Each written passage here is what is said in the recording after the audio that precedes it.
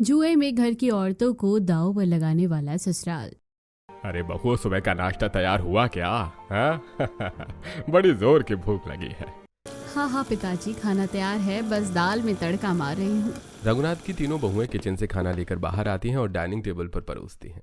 अरे ये कैसी दाल है, बिल्कुल स्वाद नहीं है। और इन रोटियों में जरा घी डालो और दाल में भी थोड़ी घी डालो।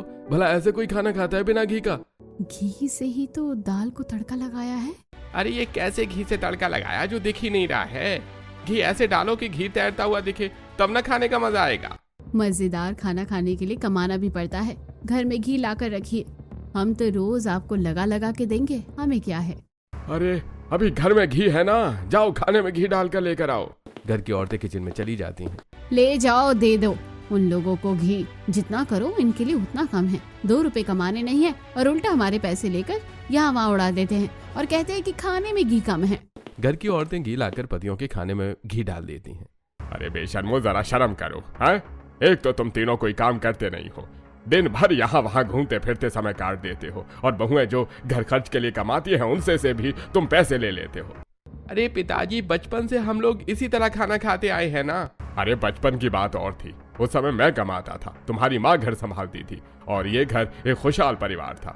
जब से मैं बूढ़ा हुआ और घर की भागदौड़ तुम तीनों भाइयों के कंधे पर आई है, तुमने तो घर का सुख शांति और मेरी धन संपत्ति सब खत्म कर दी है। चलो भाइयों, छोड़ो नहीं खाना हमें। इतना कहकर तीनों भाई खाना छोड़कर बाहर चले जाते हैं। ऐसे कुछ दिन बीतते हैं और एक दिन रघुनाथ अपनी पत्नी की तस्वीर लिए बालकनी में खड़ा होता है। तभी घर की औरतें चाय लेकर बालकनी में आती हैं। पिताजी, आपकी चाय। बहू, जब तक तुम्हारी सास इस घर में थी, ये घर स्वर्ग के जैसा था। जब से तुम्हारी सासू माँ गई है, लगता है किसी की नजर लग गई है। मेरे बेटे दिन भर यहाँ वहाँ घूमते रहते हैं, तुम बेचारियों को काम करना पड़ता है। अरे मैं बुजुर्ग होकर कुछ काम नहीं कर पाता, सब तहस नहस हो गया है। मन नहीं लग रहा अब जीवन में। पिताजी, आप चिंता क्यों कर रहे हैं? आपको घबराने की क्या जरूरत है। मैं कढ़ाई करती हूँ, नर्मदा सिलाई करती है, रागनी घर के काम संभाल लेती है। हम तीनों बहुएं मिलकर घर चला रहे हैं ना। हाँ पिताजी, आप अपने बेटे और बहुओं में पक्षपात मत कीजिए। आप चाय पीजिए और गुस्सा परेशानी थूक दीजिए। इसी तरह कुछ दिन बीतते हैं और एक दिन घर की औरतें सब्जी मंडी आई होती हैं। 5 रुपए कम कर दिए हैं, अब 1 रुपया कम नहीं होगा। भैया, 2 रुपए कम कीजिए और दे दीजिए।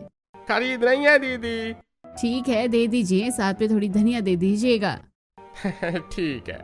दूर खड़ा दुर्जन सिंह तीनों बहुओं को देख रहा होता है। अरे ये तीनों कितनी सुंदर हैं और कितनी अच्छी से खरीदारी कर रही हैं। एक हमारे बंगले के नौकर हैं, जब उन्हें सब्जियां लेने भेजो तो कभी सड़ी गली सब्जी उठा लाते हैं, तो कभी इतने दाम में सब्जियां उठा लाते हैं जैसे लगता है कि सब्जियों का अकाल पड़ा हुआ है। अगर इन तीनों को मैं अपने घर काम पर रख लूं तो मजा ही आ जाएगा। इसी तरह कुछ दिन बीतते हैं। एक शाम तीनों भाई तैयार होकर हॉल में आते हैं। कहाँ जा रहे हैं आप लोग?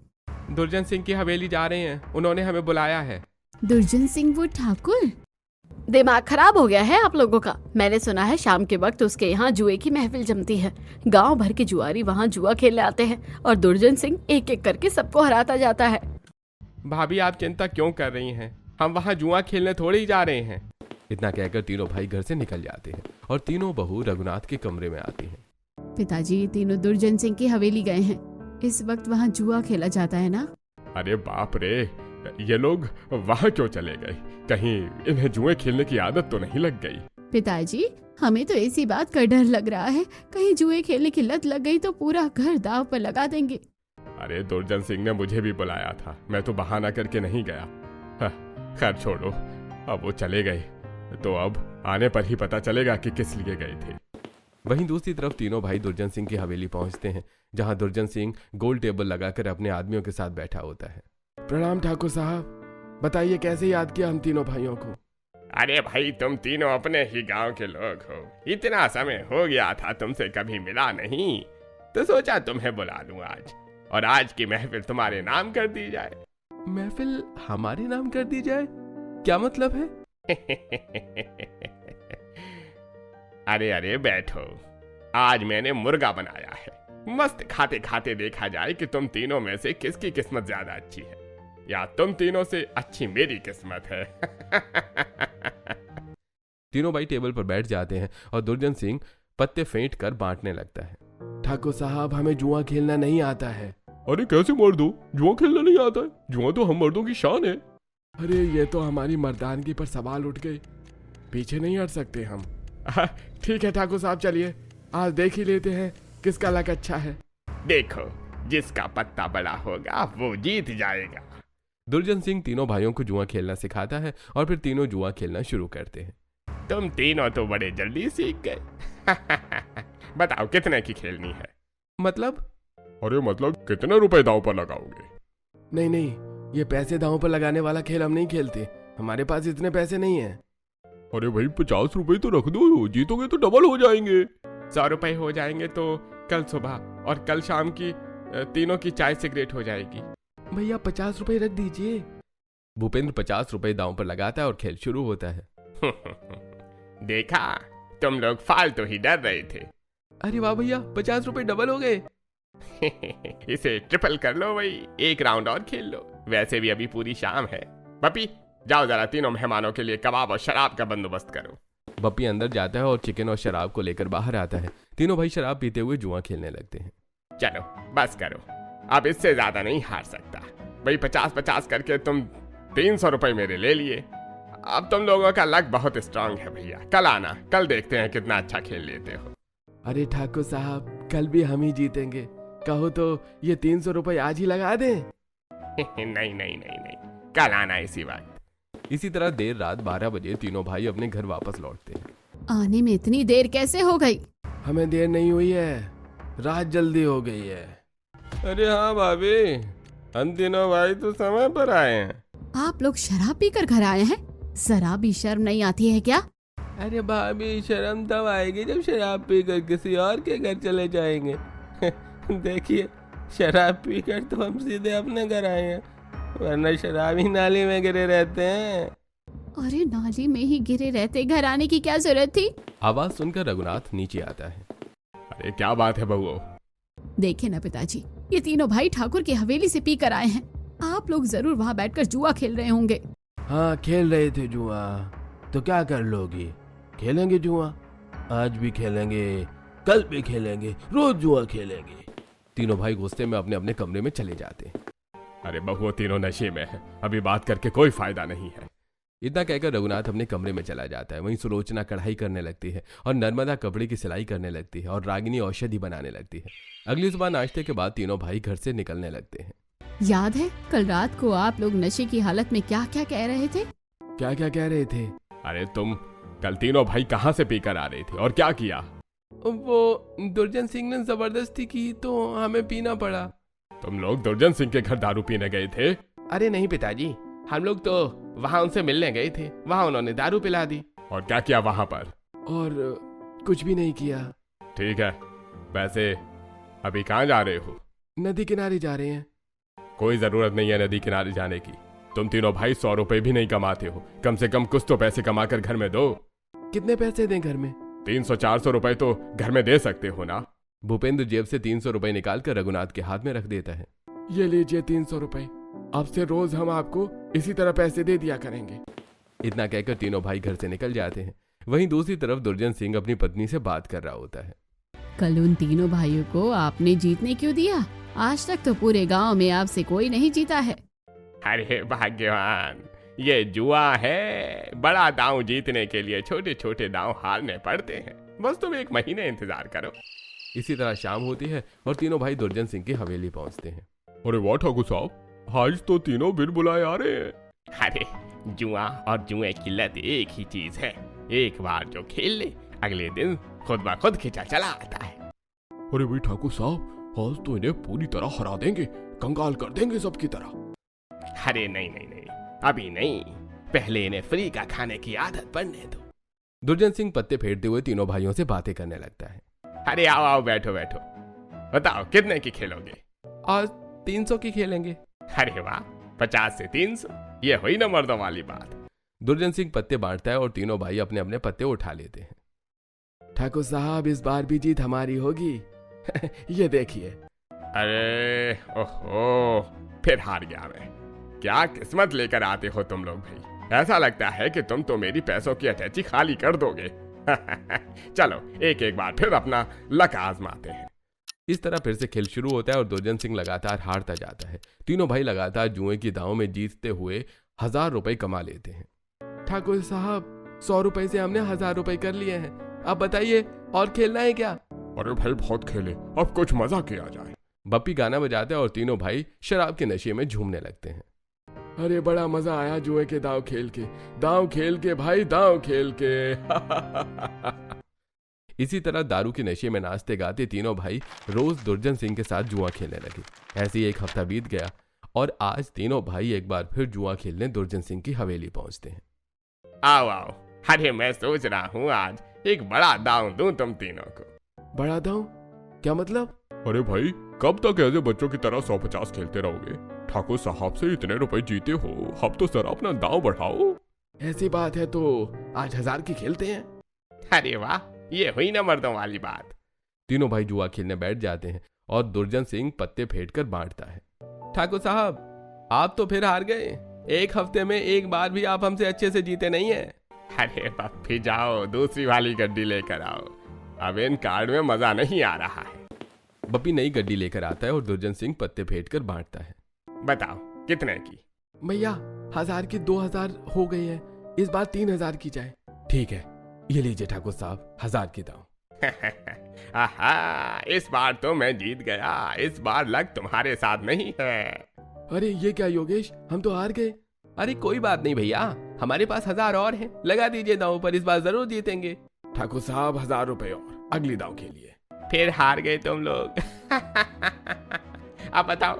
योगेश अपनी सोने की चेन दांव पर लगा देता है। ये क्या, मेरी सोने की चेन? मैं हार गया ठाकुर साहब, इसे मत लीजिए, ये मुझे वापस कर दीजिए। अरे भाई पागल हो क्या? जुआ की दांव में लगाई हुई चीज वापस मांगते हो? अरे तुम तीनों भाइयों ने सोने की चेन पहनी है, एक बार फिर अपना लगा आजमाओ, हो सकता है हाथ ना बैठा हो, नई गड्डी है। ठाकुर साहब पत्ते बांटिए, इस बार मैं अपनी चेन दांव पर लगाऊंगा। दुर्जन सिंह दोबारा पत्ते बांटता है और भूपेंद्र हार जाता है। भैया आप दोनों की चेन चली गई, अब मेरी बारी पर। ठाकुर साहब इस बार पत्ते मैं बांटूंगा। जैसी तुम्हारी मर्जी। योगेश अपनी चेन दांव पर लगा देता है और पत्ते बांटता है। अरे क्या फायदा तुम्हारा पत्ते बांटने का, 3 इक्के तो मेरे पास आ गए, तुम तीनों फिर हार गए। ठाकुर साहब अब हमारे पास दांव पर लगाने के लिए कुछ नहीं है, हम चलते हैं।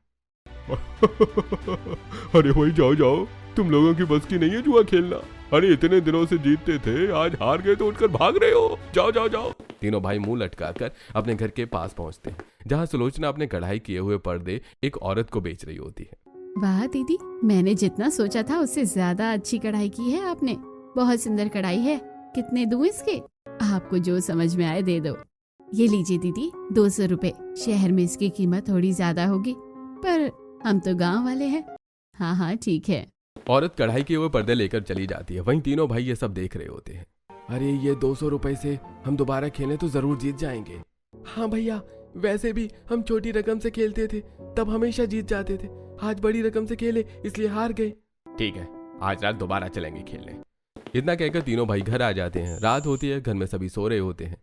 सुलोचना सो रही है, यही सही मौका है पैसे चुराने का। भूपेंद्र अलमारी खोलता है और अरे वाह, यहाँ तो और भी पैसे हैं, सारे पैसे लेकर चलता हूँ। आज तो आर या पार की दांव लगाऊंगा।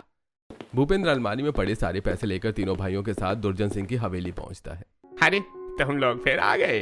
ठाकुर साहब आज 150 की दांव खेलने नहीं आए। तीनों भाई अपने सारे पैसे दांव पर लगा देते हैं। हमारे सारे पैसे दांव पर रख दिए हैं। एक दांव खेलकर मेरा मन नहीं भरेगा, तुम्हें कम से कम 1-2 घंटा तो खेलना ही पड़ेगा। हाँ जरूर खेलेंगे, हम भी आज पूरे मूड में हैं, बिना जीते जाएंगे नहीं। अरे भाई सोच लो, मर्द की जुबान दे रहे हो, बिना ठाकुर साहब का मन भरे उठकर नहीं जाओगे।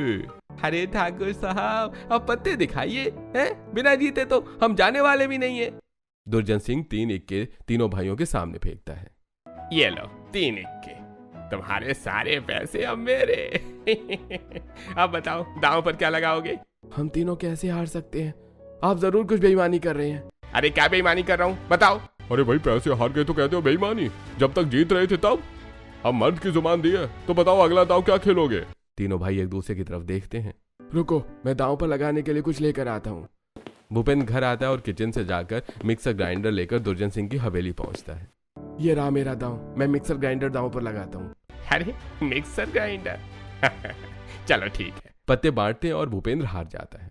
भैया रुको, मैं घर जाता हूँ। आज अपने पैसे, मिक्सर ग्राइंडर, सोने की चेन सब वापस लेकर जाएंगे। योगेश घर जाकर टीवी उठाता है और दुर्जन सिंह की हवेली पहुंचता है। अरे वाह, कलर टीवी अब इसे अपने आंगन में लगाऊंगा। पत्ते बांटते हैं और योगेश भी हार जाता है। ठाकुर साहब, इस बार मैं खेलूंगा और पत्ते मैं बांटूंगा। मैं दांव पर लगाने के लिए कुछ लेकर आता हूँ। जोगिंदर रघुनाथ के कमरे में जाता है और अलमारी खोलकर रुपए निकालता है और रुपए लेकर दुर्जन सिंह की हवेली पहुंचता है। लीजिए ठाकुर साहब, इस बार कैश खेलेंगे। एक बार फिर जुए का खेल शुरू होता है और जोगिंदर भी हार जाता है। आप बताओ अगला दांव क्या खेलोगे? ठाकुर साहब, अब तो कुछ नहीं बचा हमारे पास, हमें जाने दीजिए। अब तो आपका मन भर गया होगा। अरे मन तो नहीं भरा, पर एक शर्त पर तुम लोगों को जाने दूंगा। कल फिर खेलने आओगे, मुझे तुम्हारे साथ खेलने में बड़ा मजा आ रहा है। पैसे लगेंगे तो मैं उधार दे दूंगा, पर बोनी के पैसे अपने लेकर आना। हाँ ठाकुर साहब, मंजूर है। तीनों भाई उठकर चले जाते हैं। सुबह होती है, घर की औरतें हॉल में आती हैं। ये हॉल कुछ खाली खाली नहीं लग रहा है। ऐसा लग रहा है कुछ कम है हॉल में। क्या कम होगा? आप लोग बैठिए, मैं सबके लिए काढ़ा बना के लाती हूँ। रागिनी किचन में आती है। ये किचन खाली खाली लग रहा है। मिक्सर ग्राइंडर कहाँ है? कल तो मैंने सामने रखा था।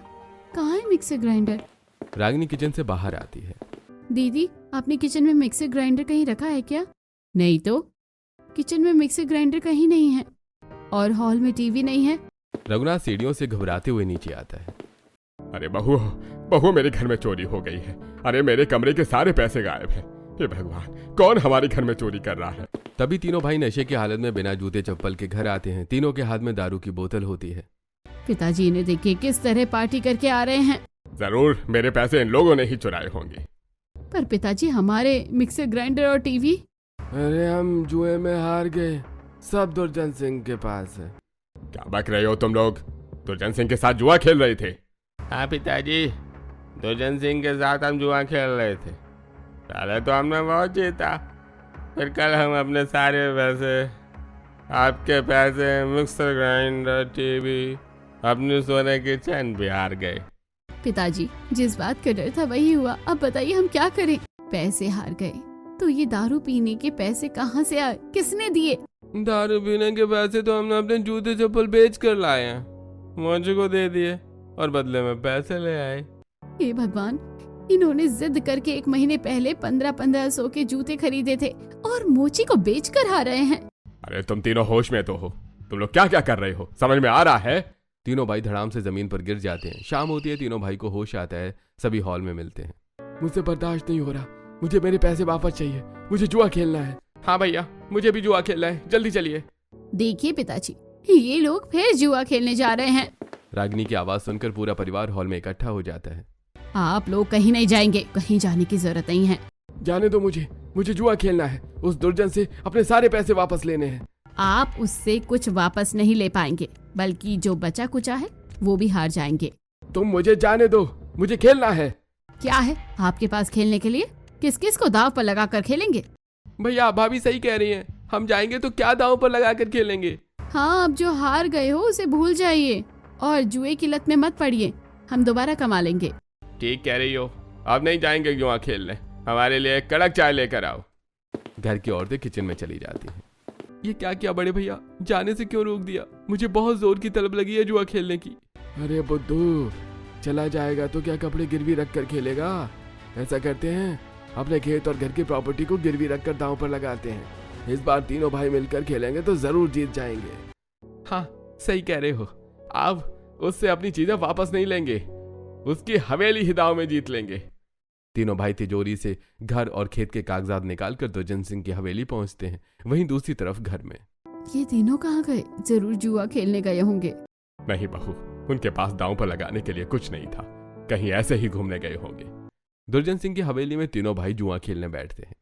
अरे सोच लो, एक दांव में तो तुम्हें जाने नहीं दूंगा, कम से कम 2-3 दांव खेलना ही पड़ेगा। आज पहला दांव ही आप हारेंगे और आपकी हवेली हमारी हो जाएगी। चलिए पत्ते बांटिए। दुर्जन सिंह पत्ते बांटता है और इस बार तीनों भाई हार जाते हैं। चलो, आज तुम्हारे घर और खेत मेरे हैं। अब बताओ दूसरा दांव क्या खेलोगे? ठाकुर साहब हमें बख्श दीजिए, हम तो आपकी हवेली जीतने आए थे पर अपना घर ही हार गए, अब हमारे पास कुछ नहीं है। अरे नहीं नहीं, एक दांव का कोई खेल होता है क्या? कम से कम 2-3 दांव खेलो। अरे क्या खेलें ठाकुर साहब, कुछ है ही नहीं। अब क्या अपने कपड़े दांव पर रख दें? अरे भाई पागल हो क्या? तुम्हारे कपड़े ठाकुर साहब क्या करेंगे? अरे बुद्धू, तुम्हारी तीनों बीवियां हैं ना, उन्हें दांव पर रख दो और खेल शुरू करो। ठाकुर साहब ये क्या कह रहे हैं आप? हम अपनी बीवियों को कैसे दांव पर रख सकते हैं? अरे पागलो, क्या फर्क पड़ता है? जीत जाओगे तो अपनी बीवियों को मेरी प्रॉपर्टी और अपने पैसे सब वापस पा जाओगे। सोच लो, इसके बाद तो मैं कभी मौका नहीं दूंगा। क्या बोलते हो तुम लोग? भैया वैसे भी हमारे पास हारने के लिए कुछ बचा नहीं है, एक मौका है जीतने का, शायद जीत जाए, दांव लगा दीजिए। ठीक है ठाकुर साहब, हम अपनी बीवियों को दांव पर लगाते हैं, पत्ते बांटिए। ठीक है, अगर मैं जीता तो तुम्हारी पत्नियां 1 साल के लिए मेरी हवेली में काम करेंगी, और अगर तुम जीते तो तुम्हारी सारी हारी हुई चीजें और पैसे मैं वापस कर दूंगा। जी मंजूर है। दुर्जन सिंह पत्ते बांटता है और इस बार तीनों भाई जुए में अपने घर की औरतों को हार जाते हैं। ठाकुर साहब हमें माफ कर दीजिए, हमसे बहुत बड़ी गलती हो गई, हम अपने घर की औरतों को जुए में नहीं हार सकते, हमें माफ कर दीजिए। नहीं नहीं, जुए की दांव लग चुकी है, मैं जीता हूँ, मुझे अपने जीते हुई चीज चाहिए। नहीं ठाकुर साहब ऐसा मत कीजिए, आपको तो साल भर के लिए नौकर चाहिए ना, हम तीनों भाई आपके यहाँ नौकरी कर लेंगे। अरे नहीं नहीं, गाँव में तुम्हारी बीवियां ही काम करेंगी। अब चुपचाप अपनी घर की औरतों को हवेली भेज देना, वरना आज मुझे आना पड़ेगा अपनी आदमियों के साथ, तो बेइज्जती करके तुम्हारी औरतों को लेकर जाऊंगा। दुर्जन सिंह और बप्पी उठकर हवेली के अंदर चले जाते हैं। तीनों भाई मुंह लटकाकर घर वापस आते हैं। अरे कहाँ गए थे कम वक्त हो तुम लोग, और इतनी देर कहाँ लगा दी? ये चेहरा क्यों लटका रखा है? पिताजी हमसे बहुत बड़ी गलती हो गई है, हम अपने घर की औरतों को जुए के दांव में हार गए। रघुनाथ भूपेंद्र को तमाचा मारता है। अरे कम वक्त तो तुम्हें जुआ खेलने से मना किया था, तुम इस हद तक गिर गए कि अपनी पत्नियों को जुए में हार गए। घर की औरतों को हार गए, इसका क्या मतलब? अब हमें क्या करना पड़ेगा? भाभी अब आप लोगों को 1 साल ठाकुर दुर्जन सिंह की हवेली में काम करना पड़ेगा। 1 साल ठाकुर दुर्जन सिंह की हवेली में काम करना पड़ेगा? ठीक है दीदी, अब ये लोग हार गए हैं तो करना तो पड़ेगा ही। ठाकुर छोटा मोटा आदमी नहीं है, वो अपने गुंडे भेजकर हमें उठवा ले जाएगा, इससे अच्छा हम खुद इज्जत से उसके घर चले जाएं। हमें माफ कर दो, आज से हम कभी जुआ नहीं खेलेंगे, हमने बहुत गलत किया तुम्हारे साथ। गलत तो तुमने हमारे साथ किया ही है, पर घर की बहुएं होने के नाते अब इस गलती का पछतावा हमें ही करना पड़ेगा। तुम लोग पति कहलाने के लायक नहीं हो, ये हक तुम लोग खो चुके हो। घर की औरतें अपने अपने कमरे में चली जाती हैं। अगली सुबह घर की औरतें तैयार होकर ठाकुर दुर्जन सिंह की हवेली पहुंचती हैं।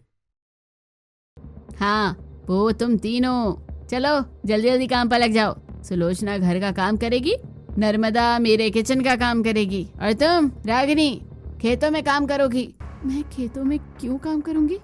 क्योंकि तुम यहाँ 1 साल के लिए नौकरानी हो, जो कहूंगी वही काम करना पड़ेगा। तीनों बहुएं अपने अपने काम में लग जाती हैं। सुलोचना गुस्से में झाड़ू मार रही होती है।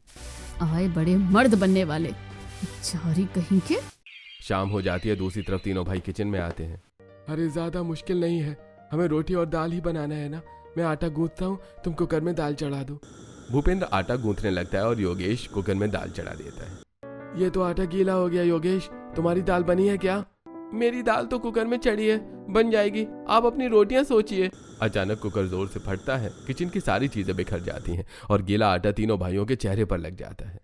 अरे ये क्या किया निकम्मो, फिर से बनाओ खाना, अब पता चलेगा तुम्हें घर में औरतें कितना मेहनत करती थी। इसी तरह कुछ दिन बीत चुके हैं। एक शाम सुलोचना कपड़े पर कढ़ाई कर रही होती है। अरे वाह बहू, तूने तो बड़ी अच्छी कढ़ाई की है। ऐसी कढ़ाई तो शहर में 300-500 रुपए की बिकती है, काफी है। मैं सिर्फ 200 रुपए में ही बेचती हूँ ऐसे कढ़ाई किए हुए पर्दे। ऐसी बात है तो मुझे दे दो। तभी मीनाक्षी वहाँ आ जाती है। अरे रुक रुक, क्या व्यापार कर रही है मेरी हवेली में? अरे वाह, बड़े सुंदर कढ़ाई किए हैं। ये पर्दे किसी को नहीं मिलेंगे। मैंने अपने नाम से शहर में बेचूंगी और तू हमारे लिए पर्दे बनाएगी।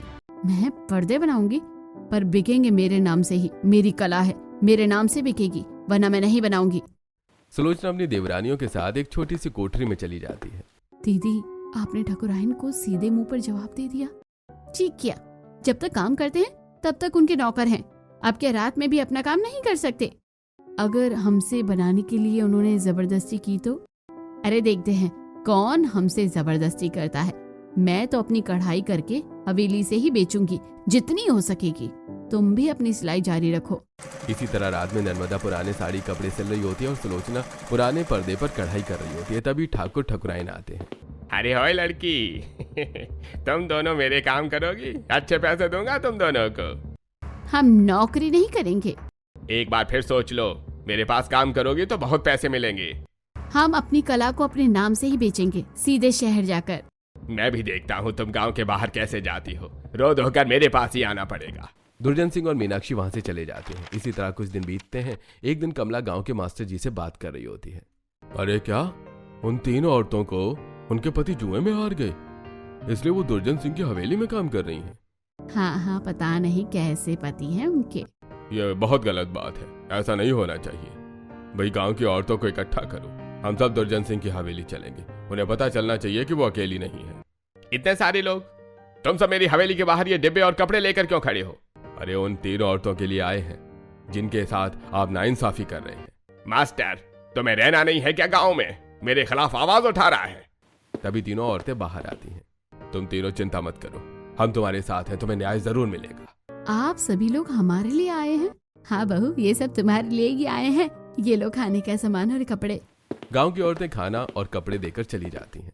देखा ठाकुर साहब, आप गलत करेंगे तो कोई ना कोई सही के लिए खड़ा होगा। पूरा गांव हमारे साथ है। एक दिन हम आपकी चुंगल से आजाद होकर रहेंगे। इतना कहकर तीनों फिर से हवेली के काम में लग जाती हैं। इसी तरह कुछ दिन बीत जाते हैं। एक दिन रागिनी खेत जोत रही होती हैं। तभी पगडंडी पर मास्टर जी आते हैं। मास्टर जी जरा रुकिए। हाँ बोलो, कुछ मदद चाहिए क्या? आपको पता है मेरी दोनों जेठानियाँ कढ़ाई और सिलाई में एक्सपर्ट है। क्या आप उनकी कुछ कपड़े शहर में दिखाकर ऑर्डर ला सकते हैं? ठाकुर हमें हवेली के बाहर नहीं निकलने दे रहा है। बिल्कुल, क्यों नहीं। मैं तुम्हारे कपड़े दिखाकर ऑर्डर भी लेकर आऊंगा और ऑर्डर पहुंचवा भी दूंगा। Thank you. आप कल यहाँ आइएगा, मैं आपको कपड़े दे दूंगी। इसी तरह दिन बीतता है और अगले दिन रागिनी चुपके से कपड़े लाकर मास्टर जी को दे देती है। अब तुम बेफिक्र हो जाओ, मैं तुम्हें शाम तक बता दूंगा। इतना कहकर मास्टर जी शहर की एक दुकान में पहुंचते हैं। अरे वाह, क्या नक्काशी है, क्या कढ़ाई की गई है, क्या सिलाई की गई है। पता ही नहीं चलता जैसे सिलाई की गई है। और कढ़ाई, वाह वाह वाह वाह, क्या डिजाइन है। मास्टर जी, मुझे इसी तरह के 100 पीस चाहिए, बोलिए दे पाएंगे? बिल्कुल, आप कुछ एडवांस दे दीजिए, मैं आपको बहुत जल्दी सारा सामान पहुंचा दूंगा। मास्टर जी दुकानदार से एडवांस लेकर गांव लौट आते हैं और रात में हवेली के बाहर। बहुत बड़ा ऑर्डर, 100 पीस का ऑर्डर मिला है। ये लो कुछ एडवांस, इससे मैं सामान भी खरीद लाया हूँ। ये पर्दे हैं, इन पर कढ़ाई करना है, और ये रंग बिरंगे धागे हैं, और ये नर्मदा के लिए सूट सलवार, इन्हें भी सिलना है। मास्टर जी सुलोचना और नर्मदा को सामान देकर चुपके से चले जाते हैं और सुलोचना और नर्मदा कोठरी में आकर काम शुरू करती हैं। दीदी, हम इतने सारे पैसे रखेंगे कहाँ? ठाकुर को पता चलते ही वो पैसे छीन लेगा। हम अपने पास पैसे रखेंगे ही नहीं, मास्टर जी के पास जमा रखेंगे। साल भर बाद जब यहाँ से निकलेंगे तब हमारे पास अपना काम शुरू करने के लिए पूंजी होगी। ऑर्डर तो तुम लोगों ने सही समय पर तैयार कर लिया, अब तुम चिंता मत करो। बहुत जल्द मैं तुम लोगों को यहाँ से निकलवा लूंगा। मैं अंदर अंदर बातें कर रहा हूँ। बहुत बहुत धन्यवाद मास्टर जी। इतना कहकर मास्टर जी चले जाते हैं और कुछ दिनों बाद गांव की औरतों को लेकर सरपंच के पास पहुंचते हैं। अरे आइए आइए मास्टर जी। सरपंच जी, हम यहाँ औरतों का हक मांगने आए हैं। गांव के ठाकुर दुर्जन सिंह ने 3 औरतों को जुए में दांव पर लगवाया और उन्हें जीतकर अपने घर में काम करवा रहा है। ये बहुत गलत बात है सरपंच जी। हमारे गांव में औरतों को जुए पर दांव पर लगाया जा रहा है। क्या? अगर ये सत्य है तो दुर्जन सिंह को औरतों को इज्जत से वापस करना पड़ेगा। औरतें कोई सामान नहीं है। आप लोग अभी घर जाइए, मैं कल ही पंचायत बिठाता हूँ। इसी तरह दिन बीतता है और अगले सुबह पंचायत बैठती है। अरे पंचायत किस लिए? क्या गलत किया है मैंने? क्या गलत किया है सरपंच जी? मैं भी इन बहुओं के उम्र की थी जब इसने मुझे जुए में जीता था। अब तक इसकी हवेली में नौकरानी हूँ। हाँ सरपंच जी, इसने जुए में मेरे पति की जमीन भी हर ली थी। अरे क्यों ठाकुर, बहुत बढ़ गया है क्या? गांव की जमीन और औरतों को जुए में जीत रहे हो? क्या समझ रखा है खुद को? ये लोग झूठ कह रहे हैं, इन्होंने पैसे लिए हैं मुझे फंसाने के लिए। अरे नहीं नहीं सरपंच साहब, ये झूठ नहीं कह रहे हैं, मैं खुद गवाह हूँ। इसने मेरे बेटों को पहले दारू पिलाई, फिर जुआ सिखाया और फिर उनकी बीवियों को दांव में लगाकर अपनी हवेली में नौकरानी बना लिया। अगर ऐसी बात है तो दुर्जन सिंह को सभी परिवारों की जमीनें वापस करनी पड़ेंगी। साथ ही रघुनाथ की बहुओं को भी इज्जत से वापस करना पड़ेगा और दुर्जन सिंह की हवेली का एक हिस्सा शिक्षा केंद्र बनाया जाएगा, जिसे सुलोचना और नर्मदा चलाएंगी और रागिनी लोगों को औषधियां बनाना सिखाएंगी। क्यों? ऐसा क्यों? यही पंचायत का फैसला है। इसी तरह बहुएं अपने घर वापस आ जाती हैं और हवेली का एक हिस्सा महिलाओं के सशक्तिकरण केंद्र में बदल जाता है। देखिए, तुलसी पत्ते को गोल मिर्च के साथ मिलाने से खांसी दूर होती है, और अगर बलगम वाली खांसी हो तो तुलसी पत्ता, गोल मिर्च और शहद मिलाकर लेना चाहिए। सिलाई करते समय हमेशा नाप बराबर होना चाहिए, तभी सिलाई अच्छी होती है। कढ़ाई करते समय डिज़ाइन पहले से मन में होना चाहिए, तभी काम अच्छा होता है। इसी तरह तीनों बहुएं इज्जत के साथ अपने घर लौट आती हैं और अब उन्हें भी परिवार में वही सम्मान मिलता है जो मर्दों को मिलता है।